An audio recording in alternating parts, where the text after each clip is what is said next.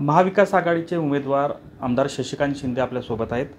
साहेब, गेल्या 2 ते 3 दिवसापासून तुम्ही दौऱ्याला सुरुवात केलेली आहे आणि प्रचाराच्या निमित्तानं गाठीभेटी लोकांना घेताय. कशा पद्धतीनं रिस्पॉन्स आहे लोकांचा? मला वाटतं की मी ज्यावेळेला पहिल्या प्रथम सातारा जिल्ह्यामध्ये प्रवेश करायला सुरुवात केली, शिरवळपासून ते अगदी चव्हाण साहेबांच्या समाधीपर्यंत फार मोठ्या प्रमाणात उत्स्फूर्तपणे लोकांनी स्वागत केलेले आहे.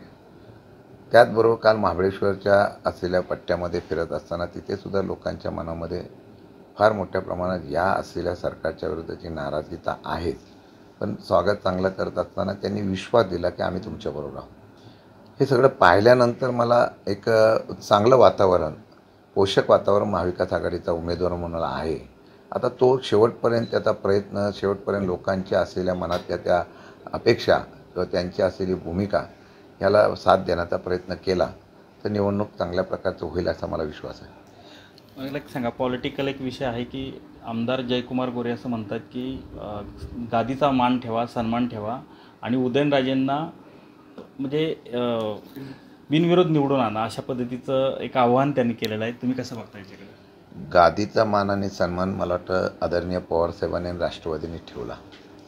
सलग 3 वेळेला उदयनराजेंना त्या ठिकाणी निवडणुकीला संधी दिली. मी सुद्धा जातीने त्या असलेल्या नेतृत्वाच्या पाठी अहोरात्र प्रयत्न केले आणि त्यांना या ठिकाणी सहकार्याची भूमिका घेतली. त्यांनीच पक्ष बदलला आणि आता जे म्हणतायत त्या पक्षाने आजपर्यंत त्यांच्या समोरच उमेदवार त्यांनीच उभे केलेले आहेत.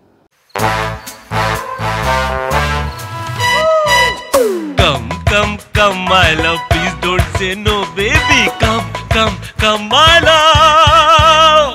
वी-गार्ड के air coolers extra large cooling pads के साथ जो अच्छों को ठंडा करे.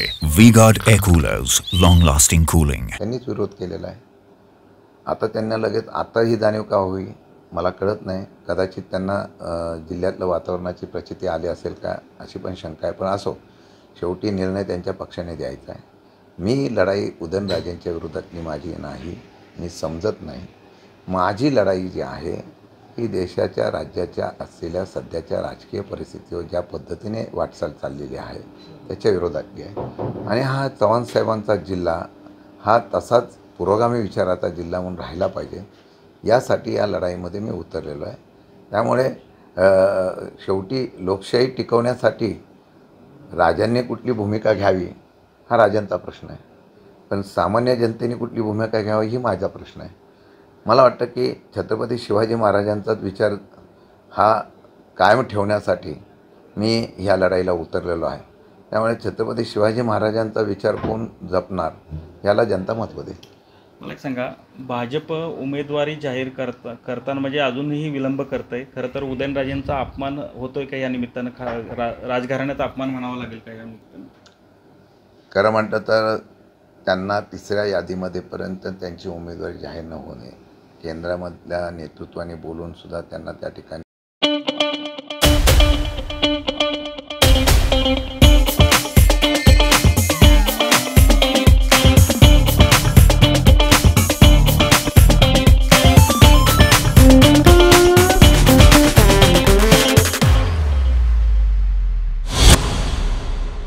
भेट न देणे हा त्यांचा पक्षाचा आणि त्यांचा विषय आहे.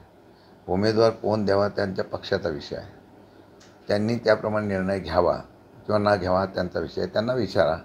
मला वाटतं की अशा पद्धतीने सगळ्या याद्या जाहीर झाल्यानंतर साताची याद्या जाहीर होत नसतील, मग ह्याच पक्षातल्या काही लोकांचा विरोध आहे का? आणि जो विरोध करतात त्यांचाच आता पाठिंबासाठी अशा प्रकारचं आव्हान करतात का? हा त्यांच्या पक्षाने त्यांनी शोध घ्यावा. मी काय त्याच्यात बोलणं, भाष्य करणं योग्य ठरणार नाही. नाही, पण राजघराणं आहे आणि गेले कित्येक दिवस ते वेटिंगमध्ये आहेत, त्यामुळं काय वाटतं तुम्हाला? नाही, मी माझी उमेदवारी म्हणून सांगतो. मी सामान्य कार्यकर्ता म्हणून उमेदवारी उभी केलेली आहे. लोकांचा प्रतिसाद मिळतो याचा अर्थ लोकांना सामान्य नेतृत्वाची, चव्हाणसाहेबांच्या विचाराच्या नेतृत्वाची गरज असल्यामुळे मला वाटतं की त्या लढाईच्या संदर्भातून मी आज उमेदवार आहे. मी माझ्याबद्दल सांगेल, त्यांच्या पक्षाचा आणि त्यांचा निर्णय त्यांनी घ्यायचा. नक्कीच. हे होते आमदार शशिकांत शिंदे. एकूणच जो आता जे ते भेटीगाठी घेत आहेत त्या निमित्तानं एकूणच चांगला प्रतिसाद जो आहे तो लोकांच्यामधून मिळत असल्याची एकूणच भावना त्यांनी व्यक्त केली आहे. कॅमेरामन तुषार जाधवसह संतोष नलावडे, TV9 मराठी, सातारा.